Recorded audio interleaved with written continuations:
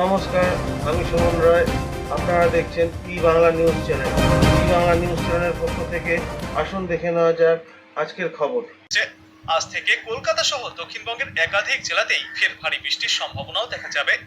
সেই বৃষ্টির পরিমাণ আগামী কয়েকদিনে আরো বাড়বে বলেই জানিয়েছেন আবহাওয়া বিশেষজ্ঞরা। উত্তরবঙ্গের জেলাগুলিতেও ভারী বৃষ্টির পূর্বাভাস জারি করা হয়েছে আবহাওয়া দপ্তর থেকে। বর্তমানে নিম্নচাপটি দক্ষিণ উড়িষ্যা ও দক্ষিণ ছত্তিশগড়ের ওপর অবস্থান করছে। আজ কলকাতায় হালকা থেকে মাঝারি বৃষ্টির সম্ভাবনা এই নিম্নচাপটির জেরে।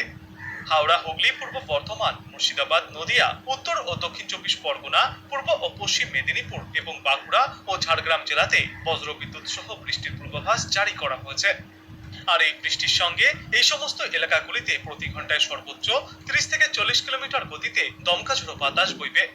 সমুদ্র উত্তাল থাকার কারণে উত্তর বঙ্গোপসাগর এবং সংলগ্ন পশ্চিমবঙ্গ উপকূলে মৎস্যজীবীদের উদ্দেশ্যে আগামী শনিবার পর্যন্ত সমুদ্রে যাওয়ার ওপর নিষেধাজ্ঞাও জারি করা হয়েছে।